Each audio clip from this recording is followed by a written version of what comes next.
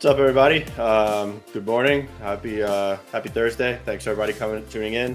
Coming to a special time on this Thursday, bringing CEO and Chairman of Curaleaf, Boris to talk about earnings. I know that we finally got through a lot of the reports yesterday. Curaleaf had one of the more impressive reports. I mean, I know they have a multifaceted business, so this always winds up being quite an in-depth and insightful conversation with Boris. Talk about overseas hemp. Many of the different Curaleaf businesses. So look forward to diving into that.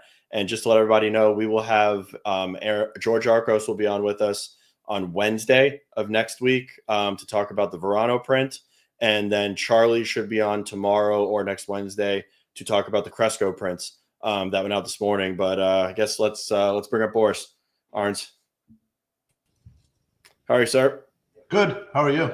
Good. Congrats on the quarter. I know there was a lot to dig into on the call. Obviously, a lot to go over with the business, but it looked like another quarter of growth, quarter over quarter.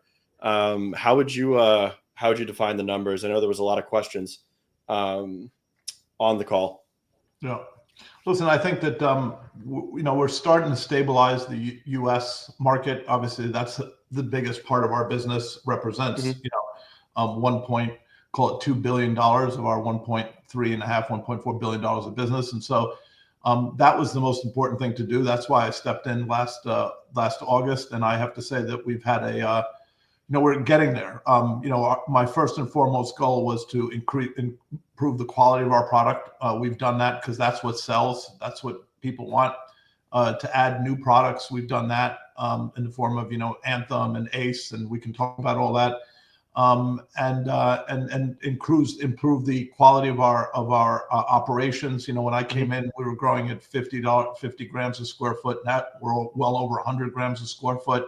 So all of these things were really, really important. We also I brought in a strong team of managers to help me manage, the consumer products part of the business. And so I brought in somebody from Albertsons and from Whole Foods and from Pepsi and from McKinsey on the digital side. So I've really been able to revamp the team and upgrade it. And I found that many businesses that I've built, there's a certain amount that I can do.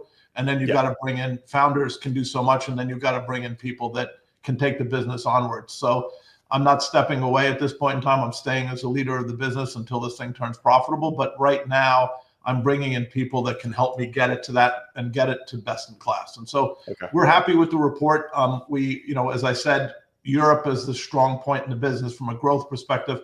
But I do think as we get into quarter 3 and quarter 4, you're going to start seeing, the U.S. business, albeit not huge growth, but, sort of small single-digit type growth, recovery in the U.S. business for Curaleaf. And obviously, on top of that, we're going to see, the European business growing. And that's really where the story is at Curaleaf. It was a drag on us for a long time, and now it's really starting to come to fruition. Within the U.S. business, what can you attribute, let's say, growth to on a go-forward basis? Are your brands starting to gain traction against your peers? Are your peers starting to go out of business, as we're seeing several operators that are faltering? Are we putting the lid on hemp? Is it a multifaceted approach that you're seeing contributing? I think it's a lot of things, but I'm going to be, let's be a little humble about it. We were fucking things up at Curaleaf, a couple of years ago.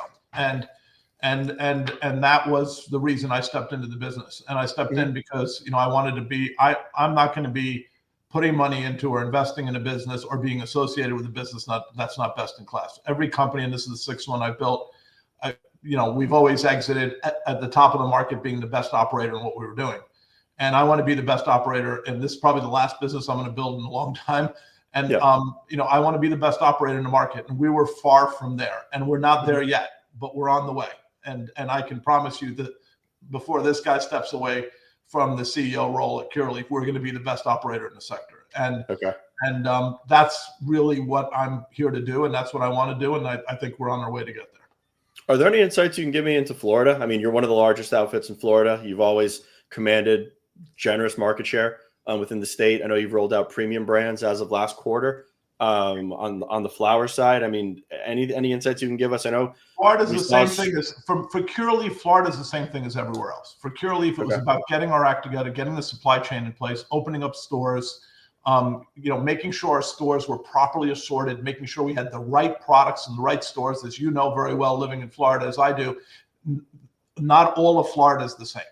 No. Different areas of Florida customers have different preferences, or patients have different preferences of what they want to use, how they want to use it, and the quantities they want to use it in. So you've got to be real, and we've got all sorts of caps and stuff in Florida as well. Mm-hmm. So you've got to be really good at managing your customer and managing your supply chain, and that's something that I've been really focused on in Florida, and we're getting there. Again, we are not best in class at this point in time, but I think Florida's probably the state we're closest to be there soon. So I think give me a couple of more quarters, and you're going to see. So our flower quality is improving. Our new products are improving. We're about to launch ACE, which is a huge success in New York and Massachusetts. We're about to get permission from the state. We've got all the equipment installed, but it's a very complicated piece of equipment. It takes a while for the state to approve it.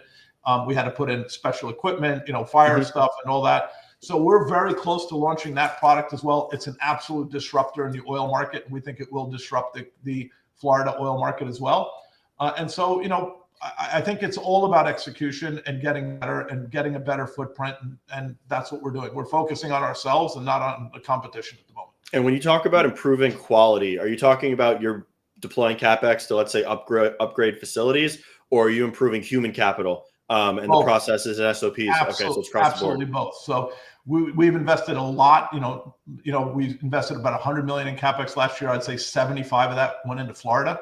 Okay. So we've put a lot of money into Florida in automation, in growing. We've updated all of our facilities to LED.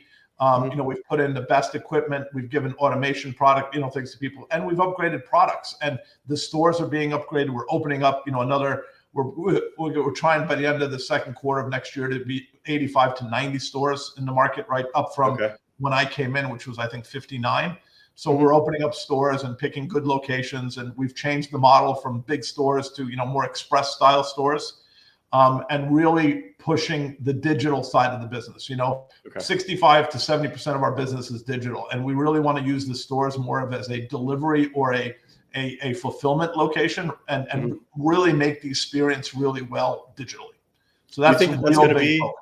Do you think that that's going to be a mega trend amongst yourself and your peers? Is digitizing the business, using the brick and mortar more so as delivery and fulfillment? That's certainly what Curaleaf. I can't speak for my competitors, but that's what I'm doing. And what's good about that is it can put me into markets where I don't have vertical, right? So I can sell in California, I can sell in Washington State, Oregon, I can sell in Colorado, Michigan, but I don't have to have facilities there, because if you build a good digital business, you can work with everybody's stores because they're happy to sell through you, right? So I want to build the best digital retail experience in the country, and I want to lead with that on Curaleaf. And I mean, look, Walmart did it. A lot of companies have done it, and they can do it, and that's what we want to do. And speaking of stores, I mean, I know you made waves with not retrofitting, but flipping the Cannabis location into the hemp store. Any data or any insights that you've been picking up after that with a couple months of operations? Listen, that was really that was an experiment to learn about the hemp industry in Florida, how it behaves at a retail level. I don't think, at least at the moment, that is something we're going to continue doing. Some experiments go well, some don't, and I'll tell you why. We can't sell all the products, right? I can't sell the synthetic vapes and a lot of the stuff that's really popular. Because one, it's illegal, and two, it's unsafe. And that's what the customer wants today.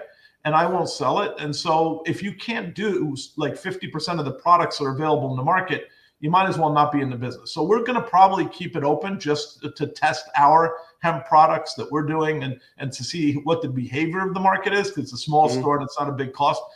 But it's not something, at least at the moment, that given the experience we've had, that we would go and replicate statewide. Okay. And then keying in a little bit more on the hemp, I know, the Select Beverages, you're one of the first large MSOs to launch the beverage line. how's that doing, and how's the experiment also going with the energy drink variation? We're super happy with the way that business is going. Obviously, it's still small. It's a sub $10 million business this year. But it's a start. Like, we only launched it in January. We're launching, we got some new products. I won't talk about them yet. They'll kill me if I do, but we're also signing really cool deals with sponsors. And I think you're going to see, sports teams are getting involved, and so we've got some really interesting stuff coming along, partnerships. that we're going to be doing around our drinks, and we're going to go into the health side of hemp drinks. Okay. Using adaptogens and other things. We're going to go into the premium segment, with really nice bottles and, getting into clubs and stuff like that. So this is something that we're taking seriously, and we're going to continue to expand it, but it's still early stages, right? I mean, this is a business that's going to grow over the next 5 to 10 years. And, as I always say, when we hit $100 million in revenue, that's when we'll start to break out those revenue lines and talk about it. Okay. I mean, one of the business segments that you have started to talk about, which has eclipsed that $100 million threshold, is the European business. I know it grew 17% this quarter. I mean, what can you attribute to that? How is that business doing? And I mean, what insights can you give us from your key markets? Because part of your story that a lot of people always want to talk about is the European exposure that gives you that differentiator to your peers. I mean, Anthony, Europe has been an incredible success story for Curaleaf, and we've learned, where we went wrong in the U.S. and where we went astray, and that we're fixing now. We don't have to fix those things in Europe. Our European business is very digitized. It's a very different business. To say it's not a consumer product business, it's really a medical business. You have to understand, like, we're doing human trials in the UK. We've just submitted results on phase 1 to the regulators. It was very successful on neuropathic pain medication. So it's a very different business in Europe than it is in the United States, but it is super attractive. It's growing very fast. The TAM is already equivalent to the US, right? Between Turkey, Germany, UK, Poland, Australia, New Zealand. Now France is coming on board in the fourth quarter, Spain next year. I mean, I'm going to be honest with you, 3 to 5 years from now, our business in Europe will be bigger than the US. Okay. It will be bigger. Are you looking at the US? I mean, are you looking at the EU kind of how MSOs were looking at the US, let's say in 2018, and it's plant flags in these markets that are coming online? We're doing it very differently. We're not spending enormous amount buying because we're so early that we're organically building our businesses in those markets. And it's also medical. So it's a very, very different style. So for instance, there's no retail. Like what we do there is we work with pharmacies, right? So we distribute to pharmacies across the country. We own medical clinics. We work with doctors. We're doing trials. We're a pharma business. And as a matter of fact, we're working with money center banks now. They're working with us on capital raising and valuations. And I'm going to just give you the value of our European business is probably worth right now more than the whole market cap of Curaleaf. Okay. Which is scary stuff. And that nobody understands that. And they will soon.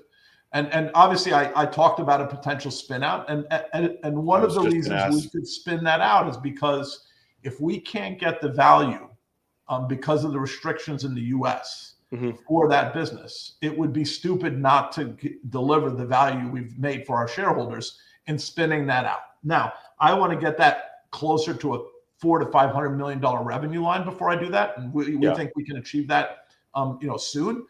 But we are really excited about the European business, and there's very highly likely if we don't get rescheduling, which we can talk about, but if we don't get rescheduling, if we don't get meaningful reform, it's not only rescheduling in the U.S., it's the quagmire of the 3 markets, right? The illicit market, the hemp market, and the regulated market, all of which are competing against each other. It's a regulatory mess in the United States. And that is getting in the way of the value in this pharma business that we're building in Europe. And that's maybe a reason for us to spin it out. And so we are starting to review different options, but we have not made any decisions at this point in time. I'd love to keep it together, but the U.S. regulators need to get their act together, or I'm going to have to do something in order to, return capital to my investors. And that's one way to do it. You do own 100% of that business now, correct? We own 100%. You picked it up. You picked the residual up this quarter. This quarter.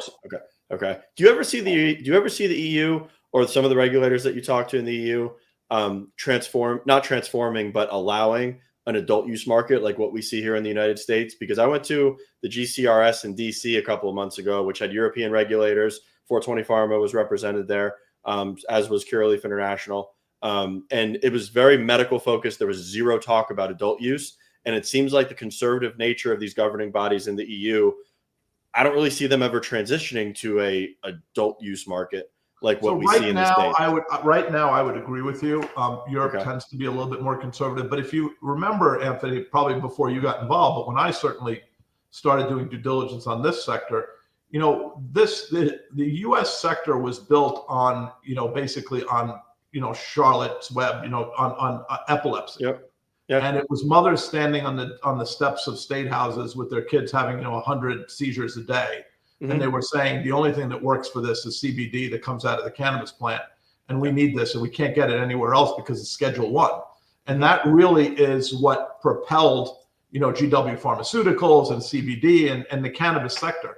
So we started out as a medical sector in the U.S., but then states, for different reasons, some for medical, some for tax reasons, some for other reasons, where there was a lot of legacy use, started to liberalize the sector. Well, the fact is we've probably over-liberalized it now in such a way where, there's unfair competition due to the fact that, you've got illicit, you've got hemp, and you've got regulated. And that's creating a lot of uncertainty in the sector right now, and it creates almost an uninvestable sector until they start to fix some of this stuff.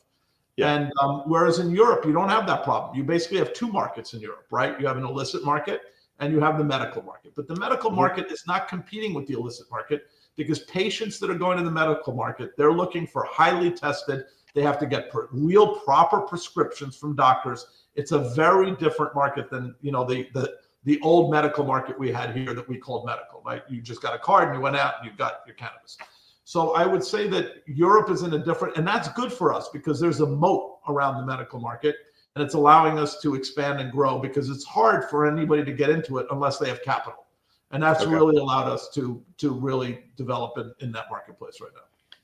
And I kind of want to touch on that spin out idea just for 1 second. If you were to spin it out, it would be listed on the NYSE or the NASDAQ due to it being a European business? It could be listed. It could be a strategic deal. So, for instance, we could partner with a pharma company. We could do a deal with. We could do a listing on NASDAQ. We could do a listing on the FTSE, on the DAX. We could list anywhere, right? There's no issues. But the most important part, and I want to say this to everybody, it's not where you list. Everybody in the U.S. thinks that uplisting is going to save the U.S. industry. That's hogwash. As somebody who's invested for 35 years around the world, and I've worked in African markets, Russian markets, right? It's not where you list. All the exchanges have pretty good infrastructure now. It's who can buy the shares. And our problem in the U.S. is not look, I'm listed on the TSX. Frankly, it's hurt me rather than help me. On the TSX, I have custody at Bank of New York. I have custody at State Street. I have custody at Morgan Stanley. Some people are custodying us at Goldman Sachs. We don't have a custody problem.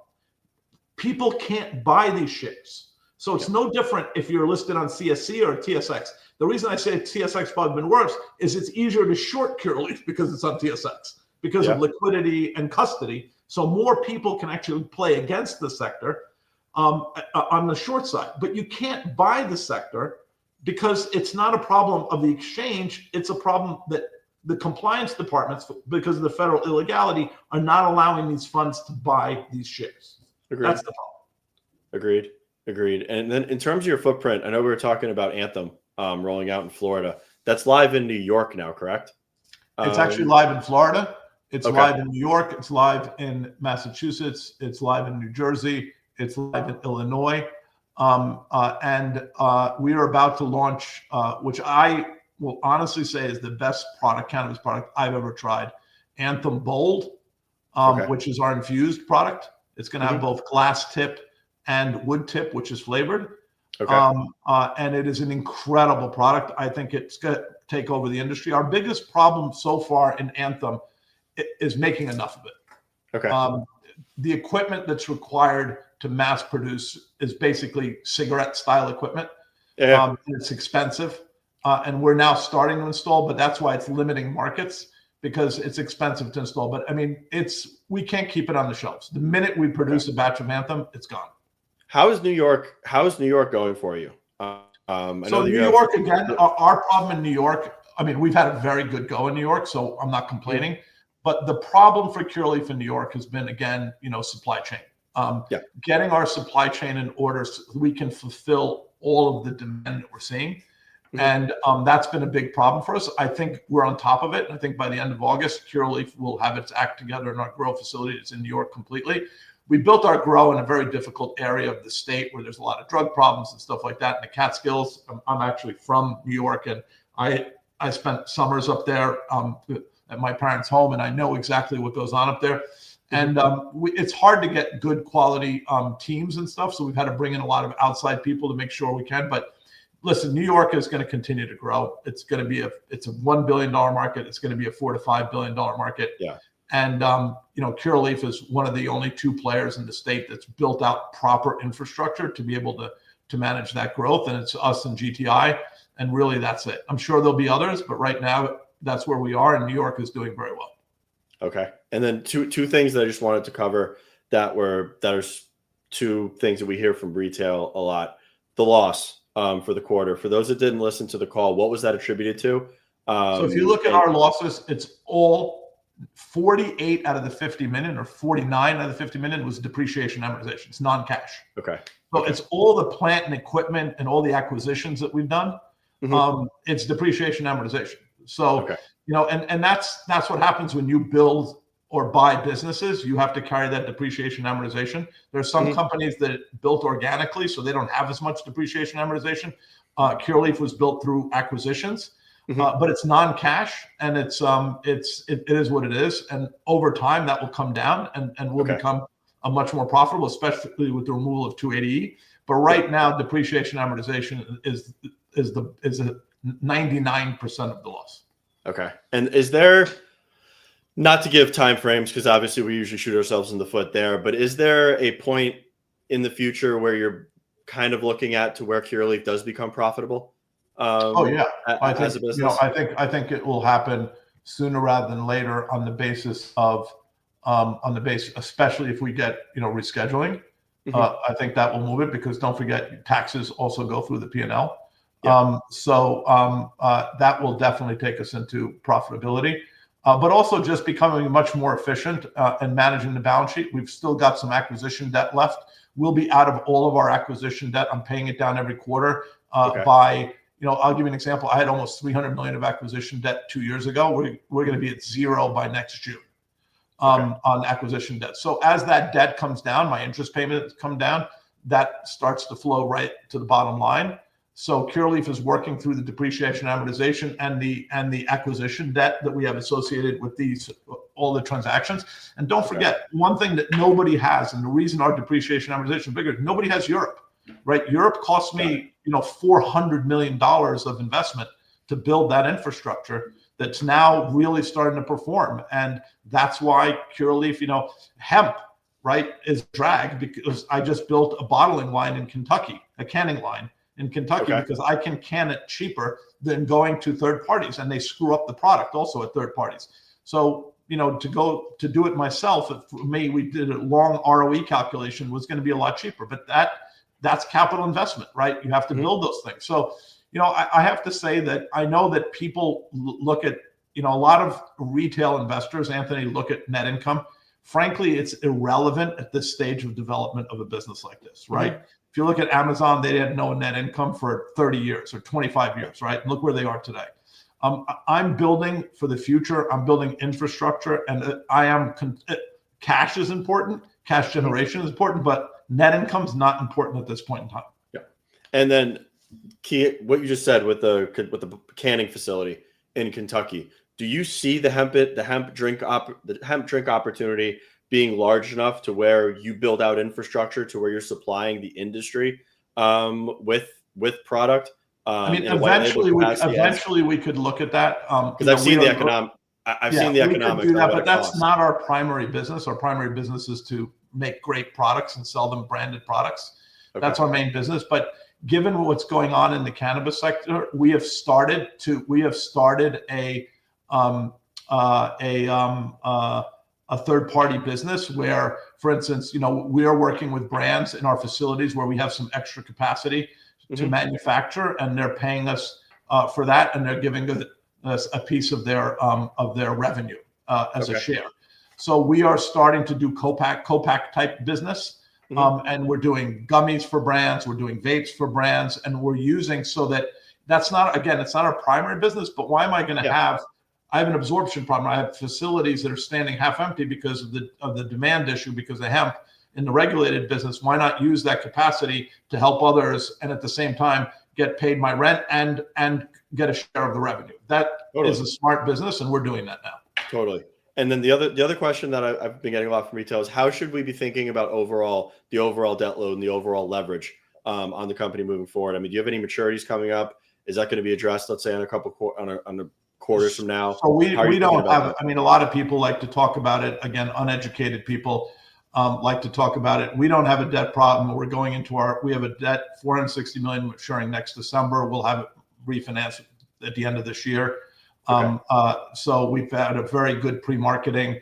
Curaleaf's never had a problem with capital. I think, as everybody knows, we've always raised and always been always raised the cheapest capital in the industry. We don't get the benefit of it. Everybody ever saying that. My relationships on the street. I myself have led every one of our debt deals with large tickets. And Curaleaf has definitely benefited from that. So we don't have a debt issue. We're very comfortable where we are. We're going to be refinancing here at the end of the year. I think we'll do better than almost everybody in the industry on that refinancing. We've got a lot of flexibility, and I like to run a tight, lean ship. And for me, everybody looks at cash. For me, the only cash I want on my balance sheet is the cash to finance my working capital. Yeah. And finance my capex. Anything else, I don't need. And it's a waste of money because we're not getting paid interest on our cash because we're a federally legal business. So sitting on $400 million of cash right now is not something that is of interest to me in any way. It just, I get it, and it's good for them. But for me, I would be putting that cash to work and growing my business now rather than having it sit on the balance sheet. Nobody's winning contests right now on cash. They're going to win contests on the business that they build and the revenue line, the growth in revenues and margins, right? I'm with you on that. And speaking of that cash, some of that cash I'm assuming is going to go to use here with Florida adult use ramping up again. How are you feeling about that with the second time around? That's one of your huge markets. Everyone's looking at Florida adult use as a call option on, let's say, the big four. It's a big liquidity event and a big market unlock. Any insight into that or any? Listen, we're preparing for it. We're opening up more stores. We did all of the investment. Now, you could say that we're smarter, or you could say we're not, but we actually finished all of our facilities, in advance of adult use. Okay. To finish off our capex for adult use is $7 million for us. It's some small little tweaks here and there, so it's an irrelevant number. That's the only thing that we postponed when we got the no vote. In terms of whether this happens or not, there's only one person really, and she deserves 100% of the credit, is Kim, in terms of the way she's pushed. A lot of people have been critical of her. I think she's done an incredible job, and she continues to do an incredible job on that. And we're here to help to the extent that we can, but she's the big winner, obviously, in adult use in Florida. We're going to try to do our best to give her a run for her money, but she's obviously the big winner.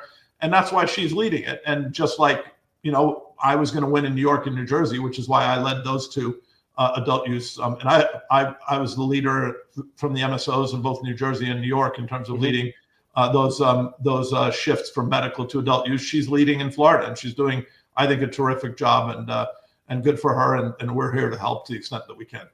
And speaking of Florida, just to double back on it, are you seeing price stability in terms of product in Florida? Because I know Pablo on Monday had said that prices in Florida were down somewhere like 25% year over year, which I look at your website and I look at her website and everybody else's weekly.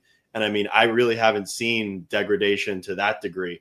The only place I've seen any degradation, and it really started in the second quarter of this year, was in vape. Okay. I haven't seen it in flower. I haven't seen it in edibles. We've seen it in vape. And it's been led by one of the players, remain nameless, that sort of started to discount vapes. The big problem, Anthony, that we're going to have, I think, in the third and fourth quarters is if you look at some of the mid-size MSOs as well as the big MSOs that have had explosive margin growth in this quarter. Look at their inventories. It's easy to grow margin when your inventories are going up, right? The problem is when your inventory goes up, you then have to sell it into a down market. Correct. And you're going to have to sell it eventually, and that could put pressure on the market. Okay. So I like to get into the details of things, and you're going to see. So Curaleaf, we ballooned our inventory before I came in. I'll be honest with you, we had a huge problem, but we have reduced our inventory dramatically. Us and GTI right now are probably best in class in terms of inventory management. We brought it way down. I'm freeing up, obviously, working capital by doing that. Some of the others are still running inventories way above their level. And what happens to WIP inventory? It goes bad unless you sell it. And then if you sell it, you're going to have to sell it into what is a price compressed market. So, and that's a risk for all of us. So my recommendation to all my peers, both in the second tier, mostly the second tier, but also in the top tier, is you got to bring those inventories down. We're just hurting ourselves by carrying big inventories on our balance sheets. Yeah, I remember you saying that. I think you cleared out a lot of your Florida inventory Q4 of 2024 going into the new year. We're clearing inventory everywhere and bringing it down. The only place our inventory is growing is in Europe, and that it should be growing in Europe because our business is growing in Europe. So when your business is growing, you have to grow your inventory, especially in a wholesale business. We don't have a retail business. We have a wholesale business. So we have to constantly provide product on a wholesale basis. So you have to carry inventory. But in the U.S. business, where you control your retail distribution completely, you get paid cash right away. And more importantly, where you're price compressing across the whole country, you should be bringing inventory down as much as you possibly can, and try to be best in class in terms of delivery of product on almost a weekly basis is what we're trying to get to. We're not quite there, but Curaleaf is trying to get there right now. And in terms of trends in Europe, I mean, one thing that we have been seeing is a massive trend in the Canadian LPs exporting to Europe. It's at an all-time high as of this week. I know you acquired Northern Green. I think it was last year, maybe the beginning of last year. Has that demand for imported flower into the EU, have you had to grow that footprint or grow that business at all? Or are you I'm the biggest buyer. I buy more from Canadian operators than anybody else. Got it. And even the Canadian operators that are trying to create their own brands, they're processing most of that through me or through my distribution, because I built the infrastructure in Europe. Yeah. So they'll eventually build their own infrastructure to do it, but we're happy to do the business now because it's good business for us. But we're also the biggest buyer. So if you look at, I don't know this for sure, but if you look at Village Farms, I think Pure Sun Farms, I think we're their biggest customer, and others as well. So Curaleaf is the biggest customer for a lot of the Canadians, although some of the Canadians are starting to build their own distribution and their own brands in that marketplace. And I just want to warn one thing one message I would send to Canadian operators: don't do what you did in Canada. Don't overproduce. And I'm worried that they're starting to overproduce because they're just going to tank their own market. Try to work with the demand and try to plan your supply chain around that demand. Otherwise, it's a race to the bottom. And I would hate for them to have to do that. Now, we own very strong brands in Europe, both in all three tiers, the upper tier, the mid tier, and the lower tier. I would say in Germany, for instance, we're the only top tier player. There's virtually no one that plays in the top category of the top tier. And that's where we get our margin. Most German operators, most companies selling in Germany are working off a 15, maximum 20%, most of them sub 10% gross margin. We're operating at a 45% gross margin. Okay. And that's because we're managing the demand and we're managing the supply chain. And we also have top tier product. The problem with what's going on now in Europe is these Canadian growers, South American growers, Thailand growers, African growers are dumping this stuff, and because they can make a dime today. But the problem is they're hurting their own market by not managing. And the same thing that happened in, when I heard the investments that Kronos is making and others are making in their facilities, I was like, Jesus Christ, all over again. We didn't learn 8 years ago or 9 years ago in Canada when they overproduced, they're going to do it again. Yeah, it makes sense. And I mean, it's something that I've been watching closely because we've seen a resurgence in pricing in Canada due to the demand of exporting to Europe. And then we got licenses on the ground in Germany with Demacan, Tilray, Aurora, and I think one other operator. They can now start growing domestically. I know you're growing domestically in a couple of countries. I think that domestic cultivation is going to continue to grow up, and eventually the demand is going to shift back to Canada, where then you're going to see race to the bottom in pricing again. The pendulum's swinging, and I'm really intrigued to see. For instance, the Turkish market, which is 87 million people, which in theory right now, will be the largest market in Europe after, well, Germany's number 2 at 84 million people. They're not allowing imports for this reason. Really? Yeah. Okay. It's going to be a completely domestic cultivated market. They're not allowing imports. So because they saw what happened. I mean, Israel right now is reviewing putting tariffs on the product. Australia's reviewing the same thing because there's just dumping taking place and it's killing the industry. And people just, everybody's so short-term minded. Nobody's thinking about, how to build the proper business. And listen, but that's what industries go through, right? They go through it, they come out, and hopefully they learn from their lessons. My concern is the Canadians don't seem to be learning from the lessons of, 5-6 years ago where they lost billions of dollars on all this capacity they built.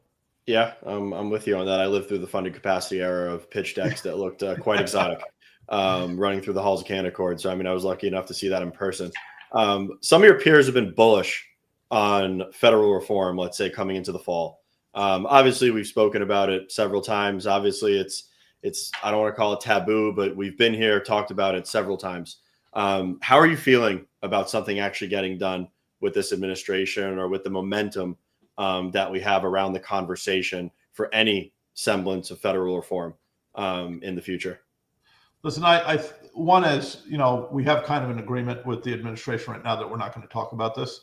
Okay. So I can't say much on the subject, except that, the top 5 companies for the first time are very coordinated. We're funding, we're using the crypto playbook on how to get this done. Okay. And I am going to switch from being a skeptic. Well, I was a bull. Then I became a massive skeptic, and I didn't talk about it for 2 years almost now. I would say I'm cautiously optimistic. Okay. I think that's a smart approach. I think it's not even an issue of if right now. I think it's an issue of when. Okay. Right. The Trump administration is a political organization. It's very smart politically. This is a very popular subject. They're going to use it when they feel it's good for them, not necessarily when it's good for us. And hopefully those two things align and we get it this year. But it may not be. It may be that we get it next year. And I think that that's really the name of the game. And I think we're doing everything we can as an industry to get it as soon as we can. But I think it's now more of a timing question rather than if we get it. That's what I've been hearing as well. And it's good to hear that notion reinforced. And hopefully we do get something soon. How are you feeling about the rest of the year for Curaleaf, Q3, Q4?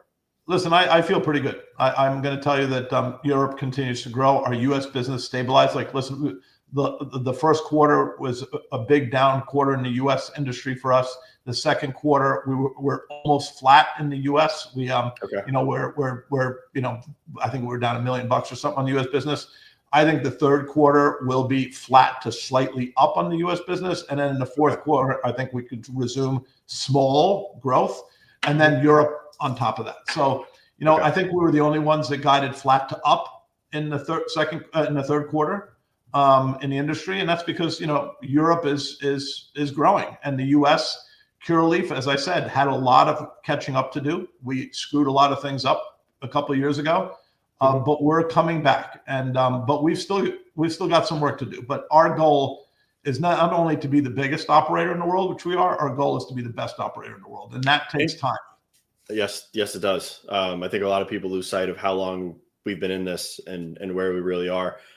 Just out of curiosity, you got into Europe relatively early with the acquisition that you made. It's been speculated that some of your peers might try to enter Europe. Is the barrier just too high where we're at right now with the landscape of the companies in the U.S. and that fence is just too high to climb to enter that market? There's no such thing as too high. I think that it's going to cost money. A lot. It's going to cost not 10 or 20 or 30 or 40. It's going to cost a couple of hundred to maybe $500 million to build what Curaleaf has. And then you got to build those brands, and so you're starting from behind. So, but are they going to come? I think they will come, and they should come. It's a big market, and it's a market bigger than the U.S. So I think they will come, and hopefully by the time they come, I'm 2 or 3 times the size where I am now, and I've got a very dominant position. I think being early is always good. Listen, I'm also learning a lot of the mistakes that were made in the U.S. at Curaleaf. Again, I think we're almost to the point where we've made up most of them, but in Europe we're in good shape. And I think that I've talked to listen to a lot of the peers in my industry in the top 5 have become friends of mine, right? Mm-hmm. In difficult times, you bound together to get things done. We're still competing. We're still competitors, but we really share a lot and we talk. And they've asked me, and I've said, guys, I would be in it. Just like I told others to go into the hemp business too. I think the beverage business is going to be big. And, if there's one thing about me is I'm a bit of a visionary. I didn't do a very good job executing early on in hiring CEOs to run my business. Now I'm doing that and making up for that. But in terms of seeing where the industry is going to go, I'm still the same believer I was 10 years ago. It didn't work out maybe as fast as I thought it would. Mm-hmm. But on the end of the day, it's also allowed us to become better businesses. Mm-hmm. And when we get descheduling, we're going to be in a much better position to compete and or to partner because we've had time to build our brands, right? Let's be honest. If they descheduled this, yes, maybe some speculators in the market would have made money, but the companies would have suffered because we wouldn't have had the moat to build the brands, to build the infrastructure, and to build these companies. The U.S. is going to have a very strong, robust cannabis consumer industry. And it's thanks actually in many ways to the fact that they screwed up the regulations so bad that it gave us time, even though it's been difficult in that environment to build these companies. So you think we do get descheduling eventually? Oh, I do. I think there's no question about it. I mean, I think it starts with, listen, rescheduling is the right thing because they've got to do the research and the work, right? Yes. Listen, I talked to, the CEOs of some of the biggest companies in the world. And they're telling me, Boris, we can't even get into it until there's science that says these products don't kill people. Correct. And they don't want to go through what the cigarette companies went through or what the food business is going through right now with RFK or what the pharma business is going through. Right? They're saying, we want to get into this business, but we want to make sure these products are safe. And how do you make sure? We need the FDA to tell us they're safe. Yeah. Right. And the FDA is not going to tell them it's safe until they do their work. And so we need rescheduling, like we want it for tax reasons, but the industry needs, and the big companies need it to do the work, to do the testing so that we can come out. We know the products are safe. Nobody's dying from these things, but nobody's done the real work to be able to say. So if you're a consumer that's never used cannabis and you want to use cannabis, you want to know that you pick up a can of something and they say, that's a safe product. You're not going to die from it. Every time. Exactly. It's a must. Boris, this has been great. This has been quite insightful. I hope everybody that was listening enjoyed it. I mean, thank you very much for your time. Look forward to having you on next quarter and diving deeper into what Curaleaf has building. It's always great to do it and say hi to Dale. What happened to him? Was he on vacation? No, he actually had a family emergency. He's been out the last 2 days. Okay. Well, so I hope everything's okay. And it was great. Yep, everything's good. Boris, this has been great. Like I said, thank you very much for your time. And I look forward to doing it next quarter. Thanks. Thank you, sir. Well, that was great. I know it's usually a good conversation with Boris. It's detailed. They got a lot going on at Curaleaf. A lot of markets, international, hemp. Hope everybody got some value from that and some insight into the business in greater detail than what you got to see on the earnings call. We'll be back tomorrow. Anthony Caniglio from New Lake will be joining us tomorrow to go through their earnings print. And then we'll go down the headlines from the rest of the week. But thanks everybody for tuning in, and I'll see everybody tomorrow at 11 a.m.